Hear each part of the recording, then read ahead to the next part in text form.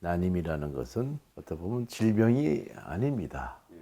단지 임신이 안 됨으로써 거기에 대한 심적인 스트레스를 많이 받고 또 심적인 압박을 많이 받는 그런 상황인데, 현대의학으로서 난임을 해결할 수 있는 방법은 시험관내기로 도와줄 수 있는 많은 방법이 개발됐습니다. 따라서 그런 시술이 어려운 것보다도 일단은 임신율이 제일 문제가 되고, 그런 임신율에 있어서는 여자의 나이가 제일 영향을 미칩니다. 아기를 원하는데 임신이 안 된다면 젊은 나이에 난임 상담을 하시는 것이 좋을 것 같습니다.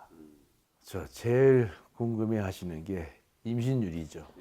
임신율은 불임의 원인이 여자한테 있을 수 있고 난임의 원인이 남자한테 있을 수 있는데, 남자가 원인일 경우에는 여자 나이만 젊으면 오히려 괜찮습니다. 여자의 난소 나이만 젊으면 그만큼 임신율은 좋을 수 있죠. 과거에는 이제 임신이 안 돼서 시험관내기 하는 여자분의 나이가 10년 전만 해도 30대 초반이 많았었는데, 근데 어느 사이에 우리나라에 시험관내기 받으러 오는 여성분의 평균 나이가 저희 세아병의 경우는 38살 이상이 50% 이상 차지합니다. 또 40대 이상이 30% 차지하고, 나이가 많은 상태에서 오시다 보니까 임신율을 제일 고민하게 됐습니다. 어떻게 보면 30대 중반 미만의 여성이 오면은 시험관내기 하면은 쉽게 그냥 임신이 잘 되고, 어떤 때는 60%까지 오르는 경우도 있고, 여성의 나이가 젊으면은 그만큼 임신에 대해서는 부담이 적은데, 또 남성이 원인이라도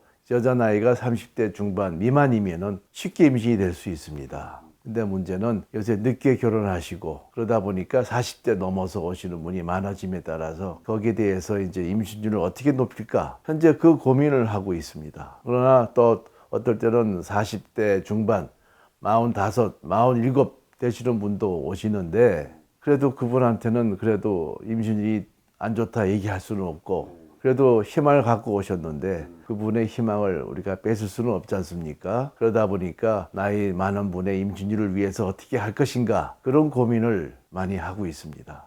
우리 한 10년 전만 해도 시험관내기 임신율이 30%도 높다 그랬거든요. 근데 30대 초반, 30대 중반 여성의 경우는 난소 기능만 좋다면 임신율이 50%는 물론 60%까지 많이 오를 정도로 지금 우리 대한민국의 시험관내기 시술은 많이 발달됐습니다. 30대 중반, 35, 36은 그래도 젊은 축에 속합니다. 네, 그렇겠네요. 38살도 젊은 축에 저희 병원은 속하고, 그래서 평균을 내보니까 38에서 이상 되는 환자분에 포함하는 비율이 50%가 넘더라고요. 또 40세 넘은 사람이 30%가 넘고, 그래서 이분들의 임신을 위해서 어떻게 더 높일까, 저희도 계속 공부하고 임상하고 또 여러 가지 좋은 방법을 계속 고민하고 있습니다. 난자 채취야 뭐 간단하지요. 바늘로서 이렇게 난포를 빼내면 되고, 요새는 마취가 좋은 게 있어가지고 푹 주무시게 하는 마취로 하게 되면은 오히려 마취한 후에 깨어나라는 분도 있습니다. 그러겠네요. 예? 그래서 오히려 더 깬 후에 편하게 또 회복될 수 있습니다. 물론 그렇죠. 직장 다니는 분도 마치 깬 다음에 오후에 업무 보실 수 있고, 따라서 본인만 또 희망을 갖고 임신을 할 수 있다, 그런 마음을 가지면은 나머지 결과는 하늘에 맡기시면서 편하게 하시면 되겠습니다. 우리가 그 항암 치료를 받으면은 난자를 만드는 생식세포가 영향을 미쳐서 난자 형성을 방해합니다. 남자의 경우도 정자를 만드는 생식세포를 항암세포가 방해를 하기 때문에, 이런 경우는 그래도 아기를 원한다면은 항암 치료 받기 전에 정자나 난자를 미리 냉동 보관하면은 그만큼 다음에 기회가 많습니다. 남자는 편합니다. 항암 치료 받기 전에 한번 병원에 잠깐 와서 정자를 받고 가면 편한데, 여자는 항암 치료 받기 전에 언제 오실까 많이 고민을 하시더라고요. 그러나 고민하지 마시고 일단 병원에 오시면은 일단 스케줄에 맞춰서 난자를 몇 건 보관하면 됩니다. 이 남성 불임이 사실 80년대까지는 해결이 안 됐습니다. 한 예로 이조 시대 때 대감집 며느리로 가가지고 했는데 임신이 안 돼가지고 소방을 맞아서 딴 데 시집을 갔더니만 거기서 아기를 잘 낳았다는 그런 얘기가 있지 않습니까? 지금 볼 때는 그 대감집 아들이 아마 남성 불임이었던 것 같습니다. 그런데 80년대까지는 무정자는 당연히 임신을 꿈을 못 꿨고요. 정자 수가 적거나 남자가 원인인 경우는 임신시키는 특별한 방법이 없었습니다. 91년도에 일본에서 난자 하나에 정자를 넣어주는 미세 수정술을 할 수 있는 현미경을 개발하게 됐습니다. 그로부터 남성 불임이 오히려 편해졌습니다. 그냥 옛날에는 생리적으로 난자 정자를 수정시키는 방법을 약을 써서 했지만 이제는 간단하게 물리적으로 현미경 위에서 난자 안에 정자를 넣어주는 미세 수정술로 수정을 시키는 방법이 개발되니까 남성의 원인은 여자의 난소 나이만 좋다면 쉽게 해결됐습니다.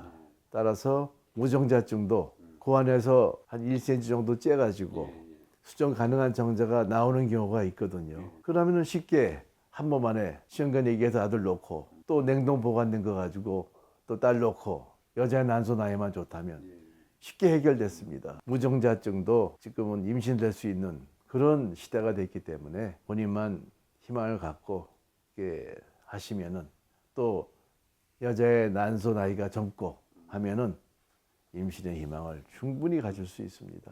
세상이 그렇게 많이 변했습니다. 고환조직 수술할 때 첫째 마취가 중요합니다. 우리가 한번 차여도 얼마나 아픕니까? 그렇죠.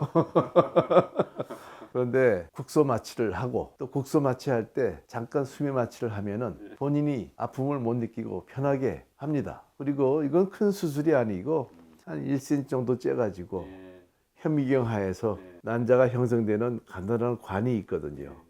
그 간을 조금 채취해가지고 닫으면은 한 15분, 길으면 한 30분 정도 안에 충분히 안 아프고 고환조직 수술에서 정자를 찾을 수 있는데 어떨 때 제일 아프냐면은 수술할 때 아픈 것보다도 준비하기 위해서 그 위에 반창고를 같이 위에 붙이거든요.